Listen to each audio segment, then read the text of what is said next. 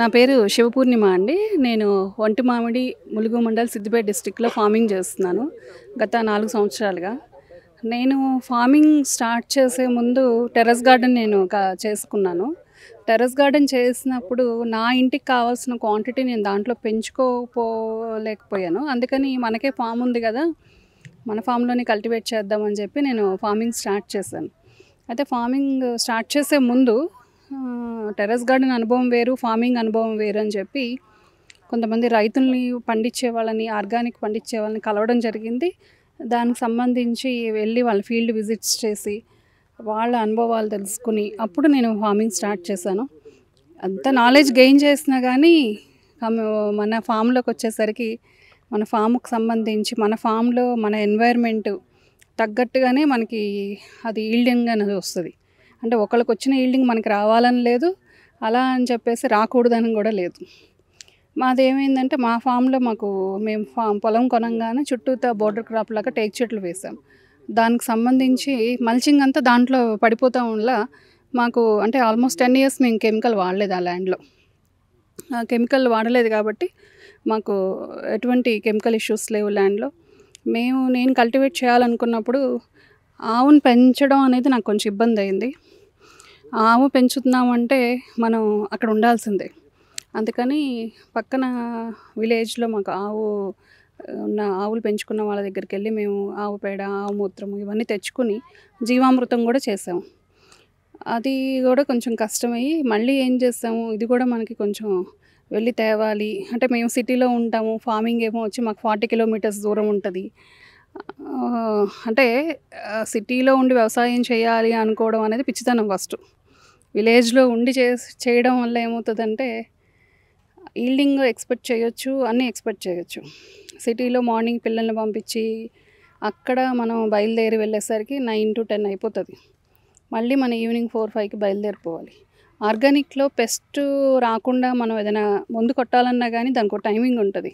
సాయంత్రమే కొట్టాలి, అది 4 తర్వాతనే కొట్టాలి. ఒక్కొక్కసారి లేబర్ రాని సిచ్యువేషన్స్ కూడా ఉంటాయి.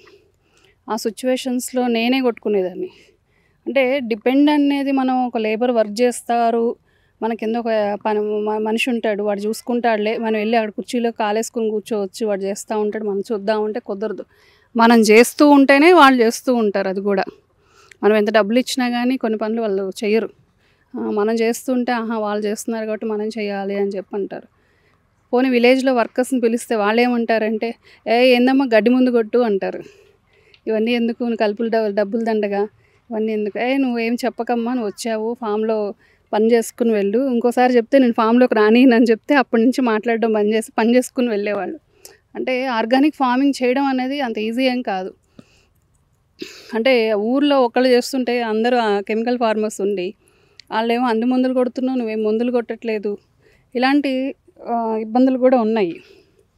తర్వాత ఒక్కొక్కసారి ఏంటంటే ఇప్పుడు మనకి రైనీ సీజన్ వస్తుంది. రైనీ సీజన్లో నా ఫామ్‌లో కల్టివేషన్స్‌లో నేను చేసిన మిస్టేక్స్ వల్లనో, ఏదో ల్యాండ్ మన క్లైమేట్ వల్లనో నాకు ఈల్డింగ్ వచ్చేది కాదు. అప్పుడు నేను ఒక్కళ్ళనే పండిస్తే కరెక్ట్ కాదు అని చెప్పేసి నా సరౌండింగ్లో ఉన్న ఫార్మర్స్ ఎవరున్నారు అని చెప్పేసి మళ్ళీ గెస్ చేసి మళ్ళీ దాని గురించి సెర్చ్ చేసినప్పుడు ఒక 5-10 మెంబర్స్ దాకా మాకు కనెక్ట్ అయ్యారు. వాళ్ళతో మాట్లాడాక నాకు అర్థమైన విషయం ఏంటంటే పండించగలుగుతున్నారు కానీ మార్కెటింగ్ ఇష్యూస్ ఉన్నాయి వాళ్ళకి. పోనీ మార్కెటింగ్ ఇష్యూస్ మనం సాల్వ్ చేద్దామని చెప్పేసి మేము ఒక క్లస్టర్ లాగా ఏర్పడి ఒక ఎఫ్ఈఓ లాగా ఫామ్ అయ్యి మా సరౌండింగ్లో ఉన్న 10 మెంబర్స్ సంబంధించి వాళ్ళ ప్రొడక్షన్ అంతా మేము తీసుకుని మేము మార్కెట్ చేయడం స్టార్ట్ చేసాము. ఇంతకుముందు కన్నా వాళ్ళు హ్యాపీగానే ఇప్పుడు చేయగలుగుతున్నారు. ఇప్పుడు టమాటా 1 ఏకర్లో ఈల్డింగ్ ఎంత వస్తుంది అనేది కంపారిజన్ చేస్తూ ఉంటారు. జనరల్గా ఆర్గానిక్ ఫార్మింగ్లో 40 టన్స్ అనేది వస్తుంది కంపల్సరీగా మనం చేసే ప్రొడక్షన్ బట్టి. ఇప్పుడు జనరల్ కెమికల్ ఫార్మింగ్లో ఏం చేస్తుంటారు, వాళ్ళు ఎక్కువ దానికి సంబంధించి పెస్ట్లు అవి రాకుండా ఎవ్రీ ఆల్టర్నేటివ్ కొడుతూనే ఉంటారు ఏదో ఒకటి. ఆర్గానిక్ ఫార్మింగ్లో ఏంటంటే పెస్ట్ అనేది రాకముందే మనం దానికి సంబంధించి మనం ఎవ్రీ వీక్లో నీమ్ ఆయిల్ స్ప్రే చేయాలి, డ్రెంచింగ్ చేయాలి, డ్రిప్పింగ్ ఇవ్వాలి, ఇవన్నీ చేసుకోవాలి. అయితే ఇప్పుడు జీవామృతం అనేది నాకు కష్టమైనప్పుడు నేను గోకుపామృతాన్ని ఎక్కువ యూస్ చేశాను. ఎందుకంటే గోకుపామృతం అనేది ఆవు మధ్య దొరుకుతుంది, మనకి బెల్లం దొరుకుతుంది ఈజీగా, అది మన ఇంటి దగ్గర నుంచి కూడా తెచ్చుకోవచ్చు కాబట్టి నేను ఆల్మోస్ట్ ఒక 1 ఇయర్, 2 ఇయర్స్ నేను గోకుపామృతంతోనే ఫార్మింగ్ చేశాను. నాకు మంచి రిజల్ట్ వచ్చింది. నేను గ్రాఫ్టెడ్ ప్లాంట్స్ కూడా పెట్టాను ఈల్డింగ్ తీయడానికి. దాని రిజల్ట్ కూడా బాగుంది. వంకాయల్లో మంచి ఈల్డింగ్ అయితే తీయగలిగాను నేను. క్యారెట్స్, మా విలేజ్లో క్యారెట్స్, బీట్రూట్స్ పండించింది నేనే ఫస్ట్ వ్యక్తిని. ఏంటమ్మా ఇవి కూడా వండుతాయా ఇక్కడ అని చెప్పి అన్నారు. అన్నీ వండుతాయి ల్యాండ్లో, మన వేస్ట్ చూసుకోవాలి, అవన్నీ తిని చూసి కూడా బాగుంది టేస్ట్ అని చెప్పి అన్నారు. ఆకుకూరలకు వచ్చేసరికి నేను దేశవాళీనే వేస్తాను. కమింగ్ టు వెజిటేబుల్స్కి వచ్చేసరికి దేశవాళీ అని ఏమి వెయ్యను నేను. ఎనీథింగ్ ఏంటంటే కెమికల్ లేకుండా పండించుకుని తినాలి నా మెయిన్ కాన్సెప్ట్. దేశవాళీకే వెళ్తాము అంటే కనుక ఇక మనం ఫామ్లో కూర్చునే ఉండాలి, ఈల్డింగ్ రాదు. ఇంట్లో మనీ ఇచ్చే వాళ్ళు కూడా ఇబ్బంది పెడతారు. ఫస్ట్ ఏంటి నువ్వు అన్నీ తీసుకుపోతున్నావు, ఏం తేవట్లేదు అంటారు. సో రైతులు దేశవాళీ అని నేనేమి డిస్కరేజ్ చేయట్లేదు, కానీ మనకున్న టైమింగ్ ప్రకారం మనం చూసుకుని దాని ప్రకారం మనం ముందుకు వెళ్తే కనుక మనం ఈల్డ్స్ తీయగలుగుతాము. మీలాగే ఎగ్జైట్మెంట్ చేయాలి, ఒక 2 ఎకరాల్లో మనకు కావాల్సిన పంటలు మనం తీసుకోవాలి, మన కుటుంబానికి, మన ఉమ్మడి ఫ్యామిలీ కాదు అత్త వాళ్ళు కానీ నాన్న వాళ్ళకి అనుకున్నప్పుడు ప్రైమరీగా వాళ్ళకి ప్రొక్యూర్మెంట్లో వాళ్ళకి వచ్చేటువంటి ఇబ్బందులు ఏంటి? ఫెర్టిలైజర్ కానీ, లేబర్ కానీ, సాయిల్ ప్రిపరేషన్ కానీ, వీటికి సంబంధించి మీరు ఎదుగుతున్న ఇబ్బందులు కానీ, వాటి తెలుసుకున్న నాలెడ్జ్ కానీ ఏం తెలుసుకోవాలి, ఎలా చేయాలి అవి చెప్పండి. జనరల్గా ఫార్మింగ్ స్టార్ట్ చేయాలి అనుకున్నప్పుడే మనం అసలుకి దానికి ఏ డిసీజ్ వస్తుందో తెలుసుకుని అవన్నీ ముందు రెడీ పెట్టుకున్నాకే ఫార్మింగ్ స్టార్ట్ చేయాలి. నేను ఫస్ట్లో చేసిన మిస్టేక్ ఏంటంటే గబగబా మొక్కలు తెచ్చేసి బెడ్లు వేసేసి మొక్కలు తెచ్చి పెట్టేశాను. తెచ్చి పెట్టినా కంగారు పడ్డాను నేను. ఫార్మింగ్ స్టార్ట్ చేయాలి అంటే కనుక మనకి ఫస్ట్ మొక్కలకు కావాల్సిన ప్రికాషన్స్ ఏంటి, దానికి సంబంధించి ట్రాప్స్ కావచ్చు, సోలార్ లైట్ కావచ్చు, నెక్స్ట్ బెల్లం కావచ్చు. అంటే ఆ రోజున ఆ టైంలో మనకి అవైలబిలిటీ లేదు అంటే మనది కెమికల్ కాదు కాబట్టి, ఆర్గానిక్ కాబట్టి ముందు అన్నీ దానికి సంబంధించినవన్నీ ఎక్కడ దొరుకుతాయి ఏంటి, ఒకటి విషయం అన్న తెలిసి ఉండాలి, దగ్గరలో అందుబాటులో ఉండాలి. లేదా అంటే కనుక మనం తెప్పించి పెట్టుకున్నాక ఫార్మింగ్ దిగాలి దానికి సంబంధించి. లేదు సందర్భాలు అంటే హస్బెండ్ ఎప్పుడైనా ఫోన్ చేస్తాడు రా అని చెప్పేసి, సాయంత్రం పాప వచ్చేసి నువ్వు రాలేదు ఇంకా ఫామ్లోనే ఉన్నావు అని చెప్పేసి. అటువంటి సిచ్యువేషన్స్లో కొంచెం హెసిటేట్ అయ్యాను. నేను మ్యాక్సిమం ఏం చేస్తానంటే ఫామ్లోకి వెళ్ళాక ఫోన్స్ అసలు వాడను, తీసి పక్కన పడేస్తాను. అంటే నేచర్ని ఎంజాయ్ చేస్తాను. అసలుకి నాకు అసలు ఇంకేమీ గుర్తురాదు, ఏం జరుగుతుంది ఇంట్లో తెలియదు, మా పాప ఎక్కడుందో తెలియదు, మా వారు ఎక్కడున్నారో తెలియదు. అంటే ఫార్మింగ్ అనేది ఏంటంటే యాక్చువల్గా ఒకళ్ళు చేయాల్సిన పని కాదు, కుటుంబ సభ్యులు చేయాల్సిన పని అది. ఇప్పుడున్న సిచ్యువేషన్లో రైతే ఎందుకు అమ్ముకోవట్లేదు అనే దాన్ని బాగా డిబేట్ పెడుతున్నారు, మీటింగులు పెడుతున్నారు, అందరు చేస్తున్నారు. ఫార్మరు కనుక వైఫ్ కానీ హస్బెండ్ కానీ ఒక్కళ్ళ మీదనే నడవాలి అంటే కనుక ఆ ఫార్మింగ్ అనేది సక్సెస్ కాదు. చేదోడు వాదోడు వైఫ్ హెల్ప్ చేయాలి హస్బెండ్కి, హస్బెండ్ వైఫ్కి హెల్ప్ చేస్తేనే ఫార్మింగ్ చేయగలుగుతాము.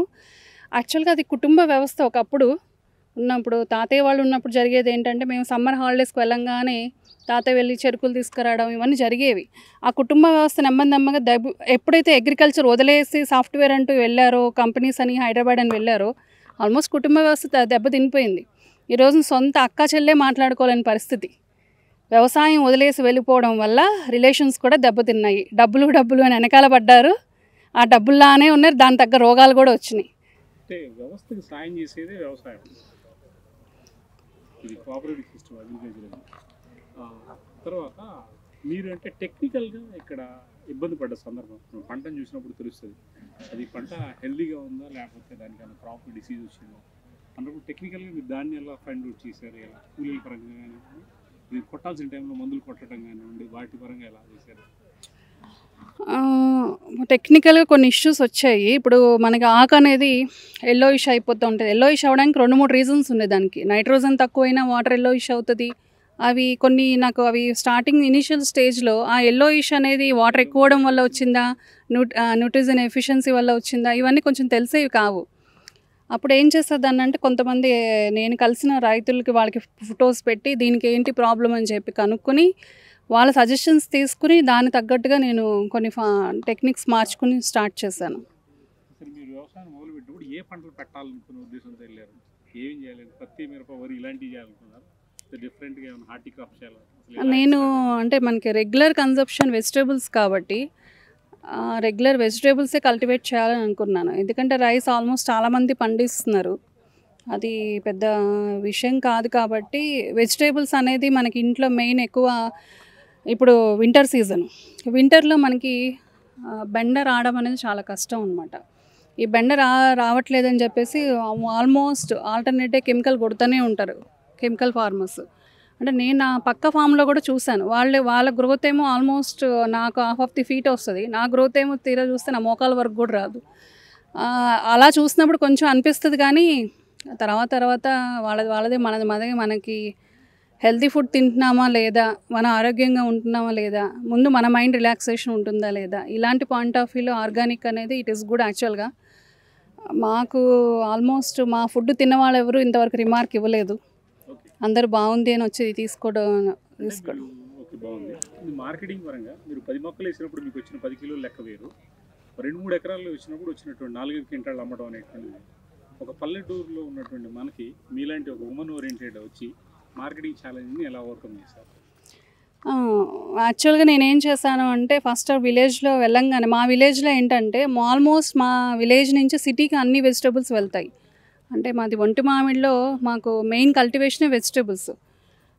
ఆల్మోస్ట్ అంటే ఎవరిని కదిలిచ్చినా అక్కడ వెజిటబుల్స్ కల్టివేట్ చేస్తూ ఉంటారు. అక్కడ ఆల్మోస్ట్ నెంబర్ ఆఫ్ సీసీస్ ఉంటాయి. సీసీస్ అంటే ఏంటంటే వెజిటబుల్ కలెక్షన్ పాయింట్స్. అక్కడే రత్నదీప్ ఉంటుంది, అక్కడే మోర్ ఉంటుంది, రిలయన్స్ ఉంటుంది. అంటే మనం ఒకవేళ మన ఓన్గా మనం అమ్ముకోలేని పరిస్థితుల్లో కూడా నాకు 1-2 kilometers నాకు మార్కెటింగ్ ఉంది, నాకేం ఇష్యూ లేదు. అక్కడికి వెళ్ళి ప్రైస్ అనేది అప్ అండ్ డౌన్స్ ఎలా ఉంటుందంటే, ఇప్పుడు బెండ రేట్ ఎక్కువ ఉంటుంది. ఈ క్యాలిక్యులేషన్స్ అని నాకు బాగా తెలుసు. అంటే నేను గత 3 years నుంచి నేను ఫార్మింగ్ స్టార్ట్ చేసిన ఇయర్స్ నుంచి అబ్జర్వ్ చేస్తున్నా, ఏ టైంలో ఏ పంట వేస్తే రైతుకి ఇన్కమ్ వస్తుంది అనే క్యాలిక్యులేషన్స్ ఉన్నాయి. నేను అదే సజెస్ట్ చేస్తాను వేరే ఫార్మర్కి. క్రాప్ క్యాలెండర్ నేను కొంచెం ఫాలో అవుతాను. కాకపోతే మా ఇంట్లో కల్టివేట్ చేసుకోవడానికి నేను అన్నీ వేసుకుంటాను. నేను ఎక్కువ అమ్మాలి అనుకున్నప్పుడు మాత్రం నేను కొన్ని క్రాప్స్ సెలెక్షన్ చేసుకుని అవే కల్టివేట్ చేసి సేల్ చేస్తాం. అది నేను అదే చేస్తాను. నా పక్కన ఉన్న ఆర్గానిక్ ఫార్మర్స్ కూడా అదే సజెస్ట్ చేస్తాను.